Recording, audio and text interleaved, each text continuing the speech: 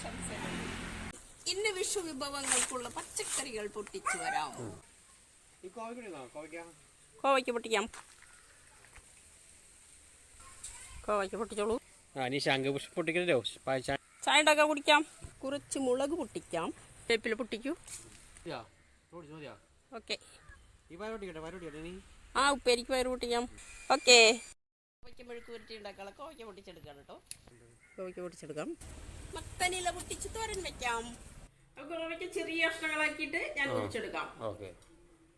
ഇനി അവിയലിന് കഷ്ണം മുറിക്കണം. അതിൻ്റെ വേണം. മഞ്ഞൾപ്പൊടി നമ്മുടെ വേപ്പില ഇട്ടിട്ട് സെറ്റാക്കി വെച്ചിട്ടുണ്ട്. 10 മിനിറ്റ് കഴിഞ്ഞിട്ട് നമുക്ക് ഇത് മെഴുക്ക് പുരട്ടി ഉണ്ടാക്കാം.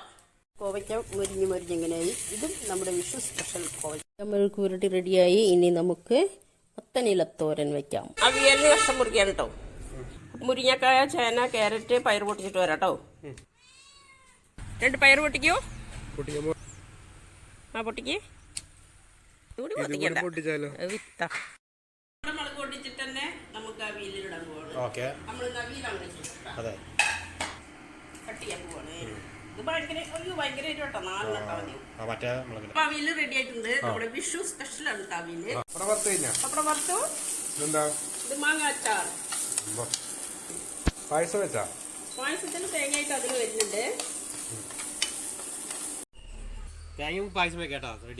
ആ ശരി. അപ്പൊ നമുക്കിത് ചെരുക്കിയെടുക്കാം. ചെരുക്കി വരുമ്പോഴേക്കും നമുക്ക് ശർക്കര ഒരുക്കാൻ വെക്കാം.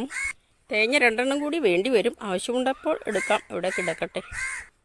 ഓക്കെ. ഇനി നമുക്ക് വേണ്ട സാധനങ്ങൾ. ഡാൽഡയിലാണ് നട്ട് വറക്കുന്നത്. സാബൂനരി, ഉണക്കമുന്തിരി, കാഷ്യൂനട്ട്. നെയ്യ് നമുക്ക് ഇഷ്ടമല്ല. ഇനി സാബൂനരി തിളപ്പിച്ച് എടുക്കാം. പായസത്തിൻ്റെ പരിപ്പ് നല്ലവണ്ണം വെന്തിട്ടുണ്ട് കേട്ടോ. കാക്കച്ചി നോക്കിയിരിക്കുന്നുണ്ട്. അണ്ടിപ്പരിപ്പ് വറുക്കാൻ പാനടുപ്പിൽ വെക്കാം. അണ്ടിപ്പരിപ്പ് നല്ലവണ്ണം മുരിക്കട്ടെ. ഇനി മുന്തിരി. വിഷു പായസം റെഡി. എല്ലാം കൂട്ടി ഒരു സദ്യ അങ്ങോട്ട് വിളമ്പാം. മാങ്ങ അച്ചാർ, മത്തനിലത്തോരൻ, ഇത് അവിയൽ. മെഴുക്ക് പുരട്ടി അവിടെ എടുത്തിട്ട് വരാം. കോവയ്ക്ക കൊണ്ടാട്ടം. മെഴുക്ക് പുരട്ടി എടുത്തിട്ട് വരാം.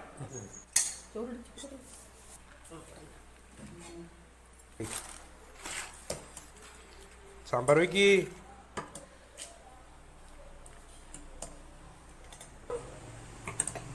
സാമ്പാർ വെച്ചാ ഇനി രസം, മോര്, എടുത്തിട്ടോ പായസം. അയ്യോ